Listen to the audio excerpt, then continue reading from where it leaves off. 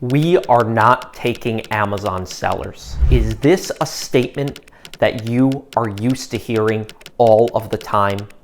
In this video, I am breaking down the exact blueprint of how I sold over $4 million on Amazon this past year. We are going to be diving into how I close brand direct wholesale accounts. That's right, brand direct, not with distributors, not with generic wholesalers.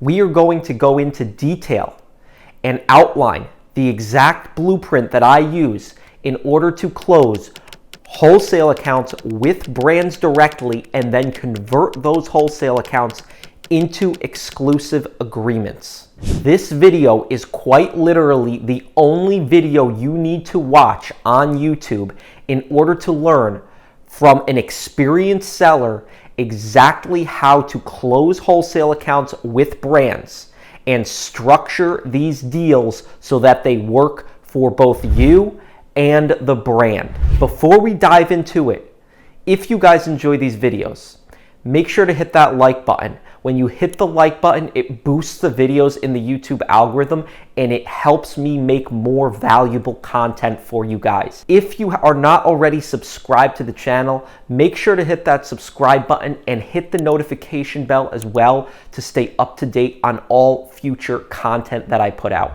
And if you guys have not checked out the other videos on my channel, make sure to scroll through the channel and check those videos out too, because we cover things from beginner Amazon sellers to more experienced Amazon sellers in starting your Amazon business, closing more wholesale accounts, shipping your products into Amazon, and everything in between. I'm super excited to share this video with you guys, and without further ado, let's dive right into it. The content of this video is my favorite part about Amazon wholesale: building relationships with brands. And today I'm outlining the exact blueprint that I use and how you can implement it into your business in order to scale your business. In being completely honest, nobody is putting this information out there unless they are selling it in a course. I have looked all over YouTube and I cannot find any Amazon sellers talking about this stuff.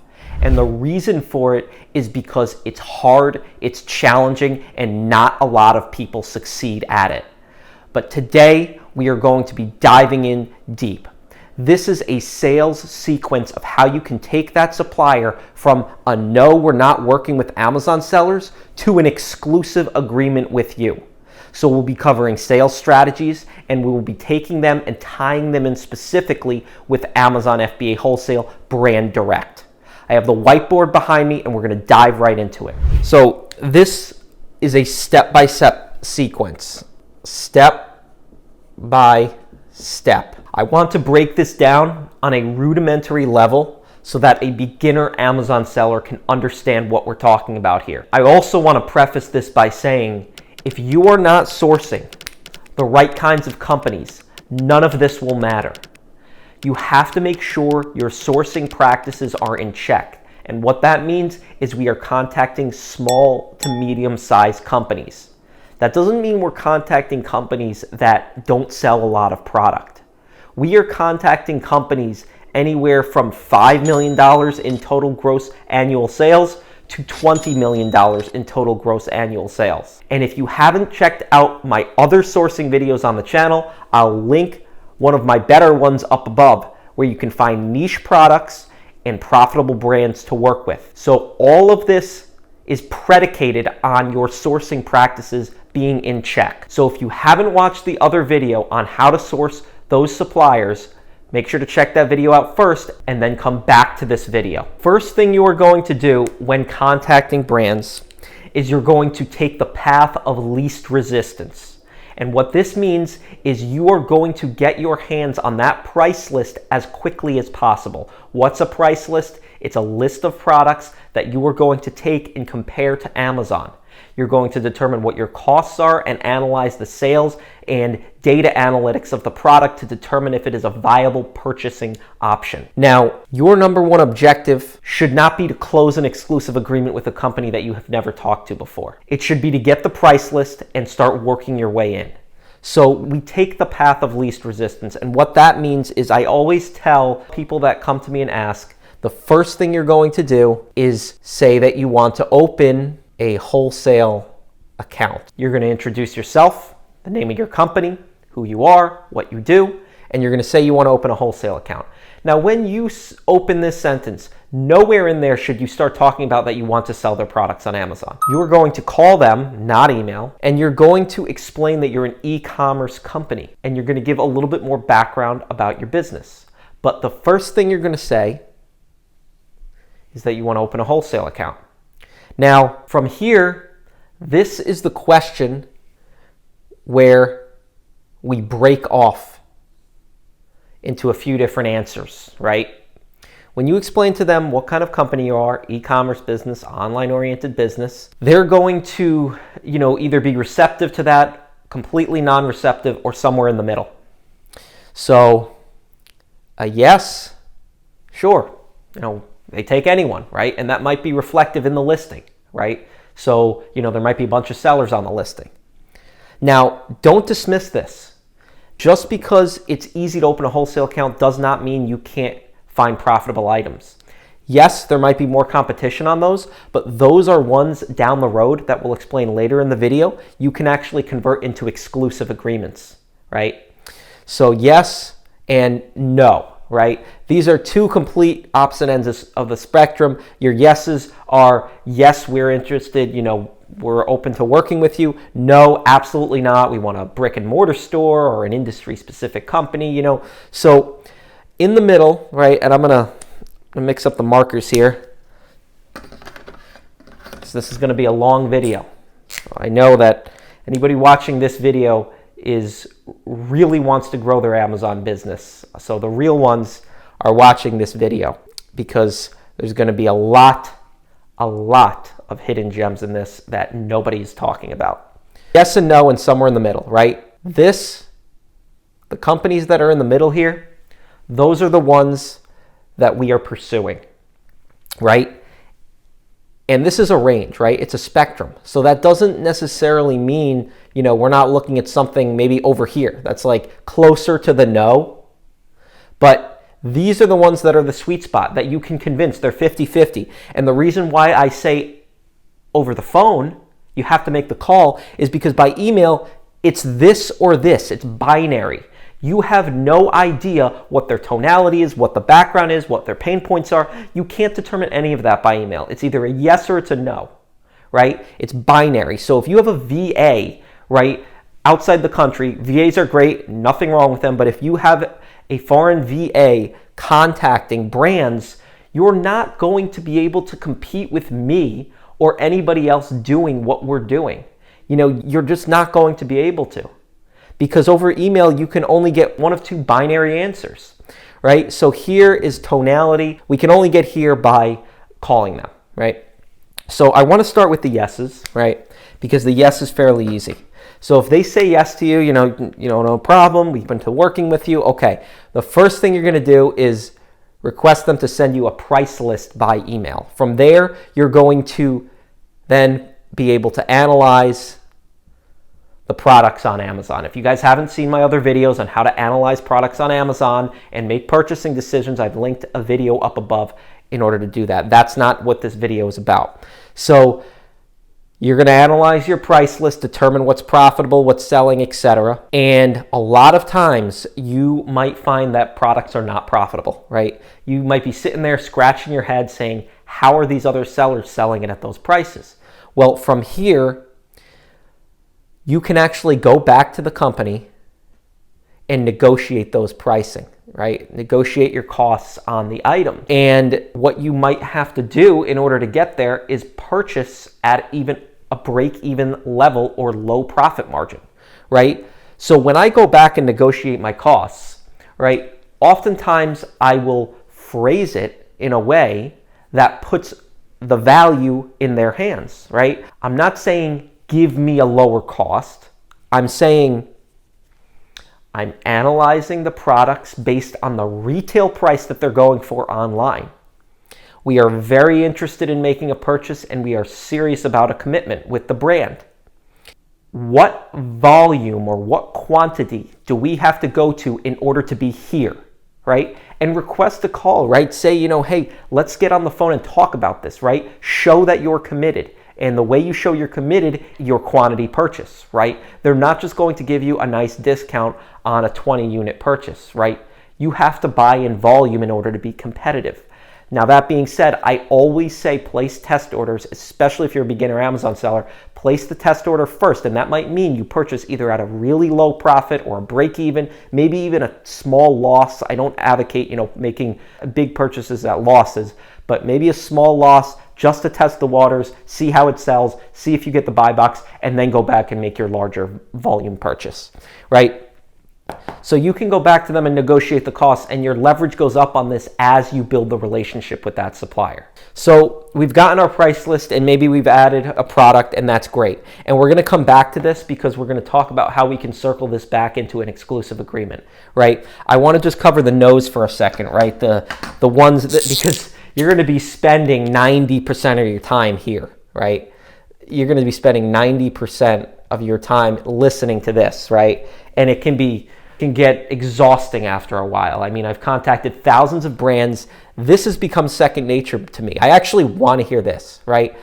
To be honest with you, I don't get excited about this, right? It's good, great. We get a price list. Maybe we can get the price list, and then I'm more focused on converting it to an exclusive, right? I'm not interested in competing with 10 other Amazon sellers on a listing, right? We want to narrow that down, to 5 or maybe even 1, which would be our company, right? So over here, I get excited here because they're wishy-washy, right? I can hear the tonality, the hesitancy, and it's not a hard no, but it's something that I can actually take and, persuade them to my solution. So your hard no's, I just want to talk about your hard no's for a second. My hard no's on this are, brick and mortar store, licensed practitioner, right? If they're asking for, you need a doctor on staff or a brick and mortar store, industry specific, maybe it's a hunting license, an FFL license in the hunting space,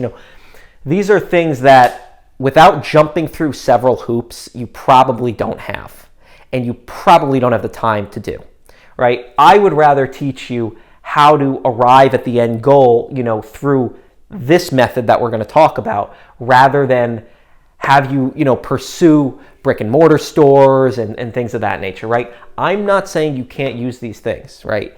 If you know somebody who's a doctor or a licensed practitioner of some kind, and you can bring them in your business and sort of fudge it to the company and say, hey, we have a licensed practitioner on staff. Here he is. Here's the license. By all means. And that gets you more accounts. That can be done. And same goes for brick and mortar stores, right? You can partner with brick and mortar stores in your area. We've talked about this in other videos. You can network with family and friends based on who you know. Maybe somebody has a brick and mortar store. You can literally go door to door to brick and mortar store and say, offer these things in order to obtain the wholesale account. You can even open up a brick and mortar store yourself if you have the capital. There's ways to do this, but most of you watching are not going to fall into this category, right? Any of the suppliers that are saying this, right, don't write it off, right, if you have either of these things, but I'm going to say focus your efforts here. So we're going to talk about this, right, the 50-50ers. And all right, so if you've gotten here and you've gotten through your opening statements that you're interested in opening a wholesale account, and you've already told them you're an e-commerce company. If you've gotten here, might sound something like, oh, we're not interested in working, with Amazon sellers, or, we're not taking online accounts. We're not doing that right now. We're not open to that. But notice the way I'm saying it, right? You can hear the tonality in my voice in that they're kind of wishy-washy, right? It's not like, no, we're not interested, right? So these are the ones we're going to pursue a little bit further, right? So the first thing, if you haven't done this already, you're going to tell them about your company, right?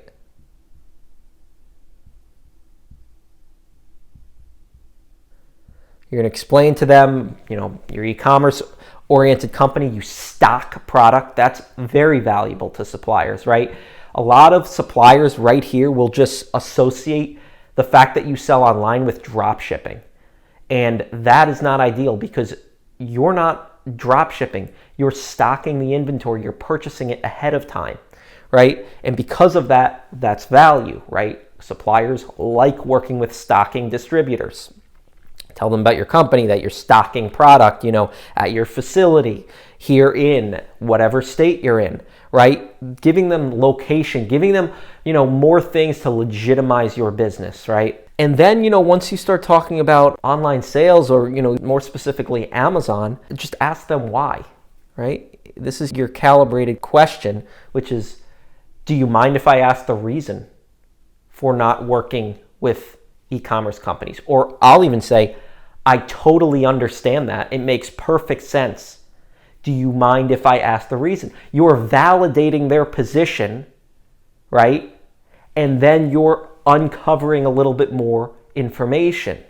So you ask why, right? And who knows where this question will go. It might take you on a 45-minute to an hour conversation with the brand. I've been there many times before, right? Or maybe they'll explain some things, or maybe they won't even be receptive to it. I don't want to answer, right? And this is where you need to poke and prod and feel them out, right? This is the blueprint, but there's never a one-time answer. I've spoke with thousands of suppliers, and for the most part, I have very similar conversations, but everyone has its unique points. And the only way you're going to get good at this is by practicing it and doing it thousands of times over. So another important point here is that you want to have the Amazon listing up on your computer while you have them on the phone. Have Amazon listing up. Because a strategy for us is that, we target companies that have a strong sales volume, but an underperforming Amazon listing, meaning they lack images, meaning they lack, bullet points, enhanced content. They don't have much of a presence. They're not doing any advertising, which are all things that we can deliver on.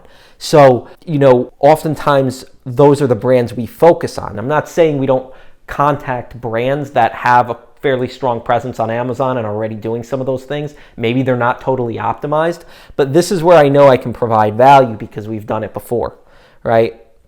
So now you're going to have that listing up in an effort to then provide them with value. And this is free information, right? Value, right? This is information you are just going to give them to build the relationship and build their trust in you. So what do we mean when we talk about value? Value at our company means listing optimization on Amazon, right? So, not just how well the listing looks, but is it optimized for Amazon's algorithm? Does it tap in to the SEO in Amazon? And is it going to actually boost the visibility and the conversion rates for customers? All right, so listing optimization and overall brand presence, right? What is the brand presence on Amazon? Is their brand name, is it mismatching from what the product is? Is it linked incorrectly to the wrong brand store, right? These are things that just, when I see them on Amazon, right? And then I see a product that's selling 10,000 units in a month, right? I'm like salivating because I see a product that is selling exceptionally well, but has such a poor Amazon presence that I know if I can get somebody making a decision, right, on the other end of the phone, that I can articulate these points to them and essentially close that account and then even turn that into an exclusive. So we talk about listing optimization, brand presence, and when we talk about listing optimization, we talk about images, talk about A+ content. And if you guys have no idea what this stuff is, just go on an Amazon listing and you can see it. We talk about title and bullet points. we talk about the back end stuff, right? Back end keywords, the stuff that's not visible to customers on the front end, but goes into the actual listing, right, on Amazon, back end keywords. And these are things that are going to help with visibility and SEO. Probably can't read any of that, but that's okay. You've been watching, you know what I'm talking about. So when we talk about listing optimization, when we talk about brand presence, right, tied in with listing optimization, but what kind of advertising are they doing? Are they protecting the brand, right, through brand advertisements? Go on Amazon and take a look, right? Do a search for their brand name, do a search for their product. Are there competitors running headline banner ads across the top of the screen? And if there are, competitors are stealing digital real estate from the brand that you're looking to work with. I mean, look at that. Beautiful value nugget right there. If you're already, if you've been watching this video, you guys are going to learn so much from it. So the advertising, right, or the branding too, right? What's their brand store? What's their brand store look like? Do they have a brand store? Are multiple SKUs on Amazon, or is it just one SKU, right?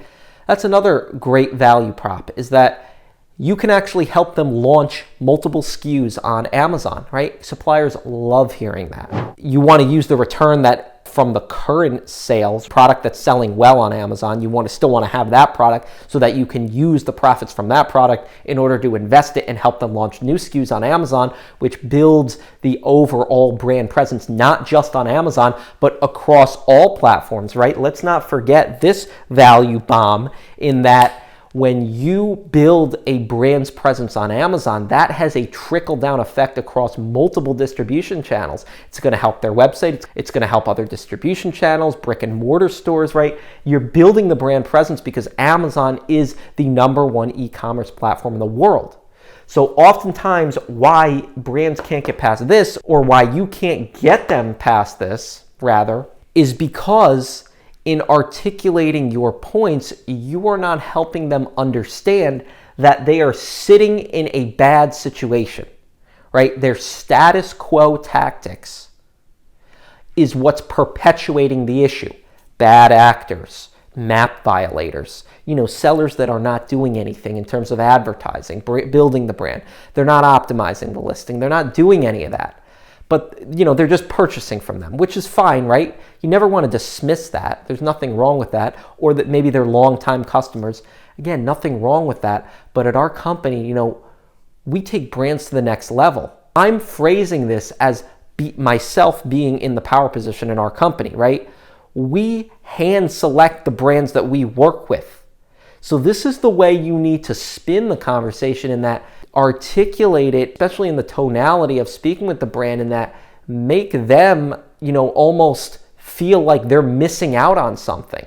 And this is the best style of negotiation I've found when it comes to this type of stuff, because we've talked about in other videos how you are actually in the power position because you're buying their product. You are giving them dollars, and they are profit-driven companies, and because of that, you can actually win them over fairly easily if you know what you're doing. So we've gotten here and we've provided them with a ton of value, right, on the phone. We've gotten into all this information, and if they're still listening, you've made a lot of progress. So give yourself a pat on the back for that. Now, once we've gotten here, right, we got to make sure that goes somewhere. There's something, some type of call to action. So maybe they've actually said, you know what, you sound different than other resellers or other businesses, which I've heard many times. And you know what, I'm going to go ahead and give you this price list, right? Well, the difference between this and this, the gap here is what's closed our business. Why? Because nobody is getting here, right? Everybody's just trying to do this, but nobody's getting to this point. And if you can get here after, an hour of your time, right?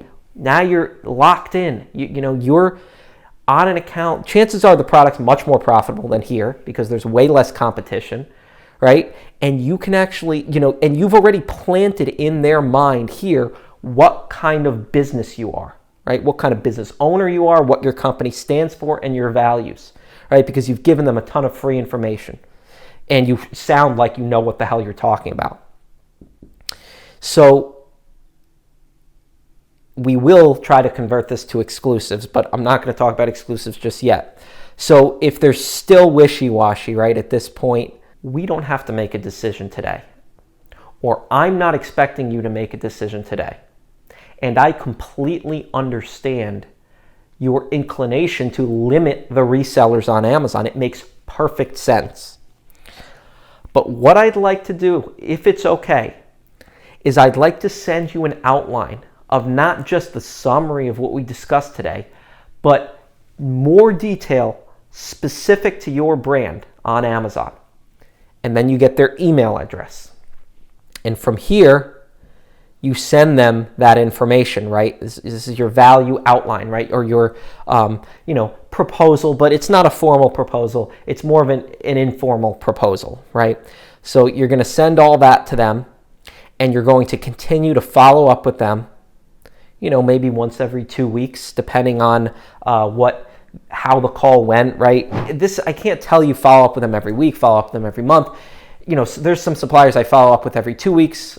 If they're, right there or close to closing, maybe it's every week, or, if they're a little bit farther away, maybe it's once every month or two, so it kind of depends. But the importance of following up, and that means setting on your calendar who the supplier is, what their name is, when you're contacted the company, and continuing to follow up with them over the course of months and years. I've literally closed wholesale accounts that I've been working on and exclusives for 3 years, right? And had I not done this over and over again, just in being persistent, I never would have closed these accounts. In 2024, we signed an exclusive contract that's going to generate us over $1 million in sales on one product. And we did that by doing this, right? Following up and just continuing to be persistent. Not pesky, right? Not annoying, but persistent, and showing them that we are the best Amazon seller out there, that we are good at what we do, right? So another point and tip that I want to talk about real quick before we dive into some exclusive stuff is that you're an Amazon seller and you need to own it, right? So don't be so afraid of, talking about Amazon. Don't lie to them. While I never advocate saying that you sell on Amazon or that you or want to sell their products on Amazon, rather, in the first couple of sentences, if you can own this, that you are an expert in the D2C market on Amazon, and you understand listing optimization, SEO, advertising, you understand all this stuff, and you know how to build a cohesiveness behind their brand, own that. Because that is value that will help you close exclusive agreements. Okay, so I want to talk about exclusives a little bit. And let's start by just, defining what an exclusive is. Exclusive. So an exclusive means that you are, under some type of contract where you are the only authorized Amazon reseller on the platform. It doesn't apply to other distribution channels. It applies to Amazon.com, right? Maybe you can extend that to Canada, Mexico if you sell in those marketplaces. But for our purposes, most people, it's going to be Amazon, United States. So there's a contract in place, typically a 12-month contract where, you are outlining certain things in that contract. Is there a volume commitment, right? Minimum required annual purchase commitment from you in order to get them here? Is there things in that contract that speak to, what you're going to do in terms of advertising, building the brand, optimizing the listing, right? You're going to stand behind their brand and help them get, do better than they're doing today, right? So, and then there's commitments on their end too, which primarily are that they will not sell to other Amazon resellers. So exclusives, as I've said in past videos, are the bread and butter of our business, which they are. It doesn't mean we don't have non-exclusive. We carry, depending on the time of year, anywhere between 200 and 500 SKUs right now, and that number's growing. Many of those are not exclusive agreements. A small number are exclusive agreements, and my goal is to convert more into exclusive agreements. So let's dive into how to close these, right? So the ideal situation is that you're already working with the brand. You're already here, you're already actively selling the product. You've established some kind of relationship with them. And then you can open up the conversation here to exclusivity, right? And you don't just open up the conversation by saying, can we be the exclusive seller of your products on Amazon? That is like, I mean, probably the worst thing you could do. So worse than saying you're an Amazon seller in the first sentence, it's worse than that by saying, can we have an exclusive agreement on Amazon? Don't say that. So with the exclusives, my strategy is, again, is predicated on the fact that you have a relationship with a decision maker at the company. That could be the brand owner, it could be an executive of some kind, in the C-suite. It just got to be somebody making a decision, right? Because a customer service rep is not going to cut it. So what we're going to say is you're going to send them an email requesting to get on a call to discuss how we can grow product sales on Amazon and build a more cohesive presence, right? In your mind, you want this, but that's not what you're starting the conversation with. You have to provide them with value first, and that means, you're going to request a call to discuss how to increase sales and brand presence. And if you're already working with them and they have trust in you, you're a stocking distributor, you're already stocking their product, and you tell them you want to discuss how to increase sales on their product, they're going to speak, great, let's talk about it. They're going to be so receptive to that, because what profit-driven company doesn't want to increase their sales? Here, you're going to hit them with the value bombs, right?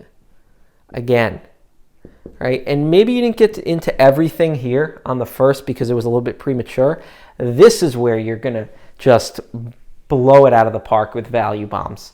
And you're going to sound extremely enthusiastic about what you can do in terms of increasing the sales, right?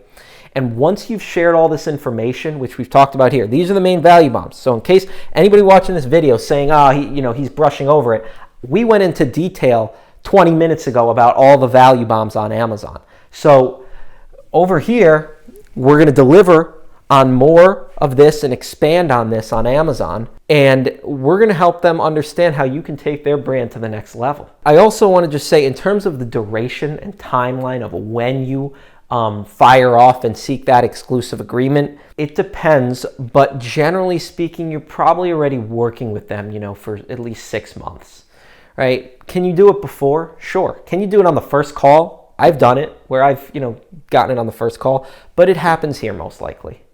And when you do this, right, you're working with them for 6 months, maybe 12 months, maybe a few years, right? The longer it is, probably it might be easier to ease into that conversation because they trust you more.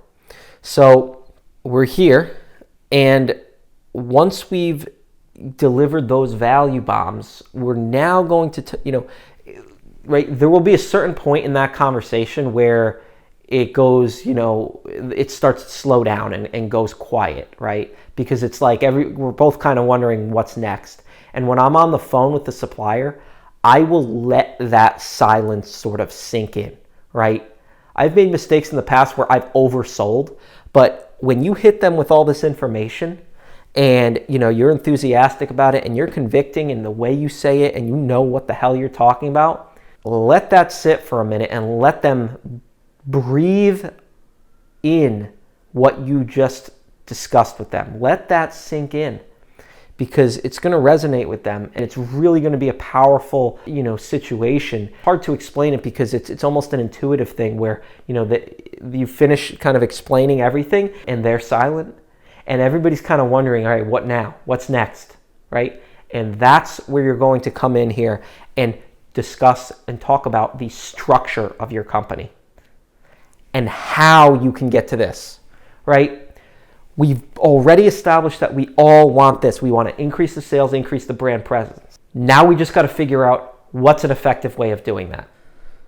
So in order to determine what is an effective way of getting here, you tell them about the structure of your company and how you do it. So, and I'm pausing here for a minute because I'm thinking about how to articulate this to you guys, in that you don't want this to come across as if, you're coming in and you're cutting off other Amazon sellers or cutting off other businesses that they've worked with for years. You want to be very sensitive to this topic and empathetic to the fact that they have loyal customers that they've been working with for years, maybe even longer than you, right? So who are you to come on and just say, who they can and can't sell to, right? But that's not what we're doing here. We've already established the fact that we both have a mutual goal of increasing sale. Our interests are aligned with theirs because we're stocking their product. We want to sell more product on Amazon, right? And now I want you to talk about, well, there are consulting companies out there that are going to charge, services for this. But us, we're different, and here's how. And that's where you're going to get into, the exclusivity in terms of, you're not going to say we're looking for the exclusivity on Amazon. You're going to say that in order for us to make the partnership more robust and in order for us to take the brand to the next level, we look to be the only seller on Amazon or exclusive seller on Amazon. And then immediately, follow up and say, we understand this is a big ask, so we're not looking to jump into this right away, right? More so, we take this step, one step at a time. We crawl, then we walk, then we run, right? And that is how we've built the relationship up. Maybe we've shared all this information with them already. Maybe we actually deliver on it, right? We set up all the, infrastructure in order to build their listings, right? If there's brand registry, if they maybe need an Amazon account to put the control in their hands, right? We set up all these things for them for free. We literally work for free depending on the level to which or the caliber of the account. And what I mean by that is, if the account is extremely profitable or sells extremely well, we're going to just work for free until we've built our way into that exclusive agreement, basically. And I don't have a problem with that because I know the long-term value is there. So, building the trust and building the integrity in your company with them and being empathetic to the fact that they sell to other businesses and you're not looking to come on the scene and disrupt all of those relationships are going to be what gets you here. So right, you might have this conversation, right? And it might sound promising, they might be happy with it, but they got to think about it with their partner, they got to talk to it with their team, You want to get them to say yes and sort of rush them into it right on the first call here, once you start talking about this stuff. But if they're inclined to do it, you waste no time. You pursue at all costs, right? But if they're wishy-washy, I got to talk with my partner, got to talk with my team, got to discuss it more, that's understandable. But you want to minimize the gap of time that happens between, when you guys actually sign something and when you have this conversation. Because, I've been there before, years go by, right? And it's like, all right, this is probably not going to happen. And we just kind of remain here in this spot of just being an Amazon reseller. Right, we're making money on the product, but here's where, the profit is. But, it's still fine. We're still making money on the product. So depending on the level of interest here, you're then going to send a formal proposal. And this is going to be a company outline, with background information outlining what the current issues are, and what your goals are and objectives in order to solve these concerns, right? A formal proposal. I've had proposals that range from a couple of pages to 20 plus pages that I've sent to companies before. It all depends on, how serious their issues are, what the caliber of the product is, right? If it's, a little bit, good product, we'll make some good money on it. You might breeze through a proposal and say, if they take it, great. If not, what are you going to do? But if it's, super high caliber, you're going to be comprehensive with that proposal and you're going to send that to them, right? And then chances are, you want to make sure they receive the email, they reply to the email that we got it, right? And if they don't, maybe you want to make sure there's no issue with sending the emails, right? It's no technical issues, right? Maybe they're just not getting it for some reason or it's going to their junk. So if you don't get an email reply, after another email follow-up, you call them back just to make sure they got that proposal. So do all of that, and then you're just going to be persistent in following up. And we kind of come full circle here because that's what applies here, in that following up, you're going to continue to follow up. And at some point, there's a percentage of these companies that you're just going to have to say this is not worth pursuing because they're not interested. But it's that small percentage where if you can get them, right, and lock them into an exclusive for 12 months, chances are they're going to renew it again. They're going to be happy with working with you. If they're not, there's a problem. But you're going to deliver on everything you say, and that's going to be an account that you have for years to come that literally generates you perpetual income, and you don't have to worry about it. And if you can build out a system of 10, 20, hundreds of those, right? They don't all have to be exclusives. They could be selective agreements. They could even be ones here, right? Just products that you sell. It's sort of a handshake, and they're under the impression that they're not taking more Amazon sellers. You guys are on the same page. They're going to honor that loyalty. But again, it's sort of a mix between all these kinds of accounts that gets us to where we are today. And one more thing is that once you do, follow up, and there is that percentage of companies that say, yes, we're interested in moving forward, that's where you start with the contract, right? A physical, contract. And for us, we have to have contracts in place because we have overhead employees, etc. I don't recommend, just informal handshakes. Do I have them? Yes, absolutely, with companies I've been working with for years from the start, and I don't have a problem with that. But for you to, lock this in, I do recommend, 12-month contracts, pen to paper. So this is it right here, guys. This is the blueprint that has helped me scale my business to about $4.4 million in gross annual sales. And at the time that I'm recording this video, it is right around Christmas. So we're hoping to close the year at 4.4, and we are looking to hopefully double that next year. It's an ambitious goal, but I know if we can continue to implement these strategies, right, in 2024, continue to grow these relationships and build the pipeline of exclusives. And what I mean by that is, we have, right, $4 million worth of sales in book value accounts, right? But I'm also building a pipeline for potential opportunities in the future, right? So I mentioned an account that we have that's going to do $1 million in gross annual sales next year, which it will. That's an example of something in the pipeline, right? It's coming in 2024. So we're able to factor that into our growth rate and projections for next year. So this is it, guys. I hope you learned information from this, and if you did, share it with a friend, spread it everywhere you can, because I do not see anybody talking about this stuff on YouTube unless it's in a course. Not saying there's anything wrong with courses, but I think that this video, if you are still watching, you are probably going to be successful in selling on Amazon, because the reason why most people are not is because they quit too early and can't handle the rejection they get over the phone. If you enjoyed this video, drop a comment down below. Let me know if you enjoyed it. Ask me a question. Hit that like button. It really helps out the videos in the algorithm and enables me to keep making more and more content for you guys.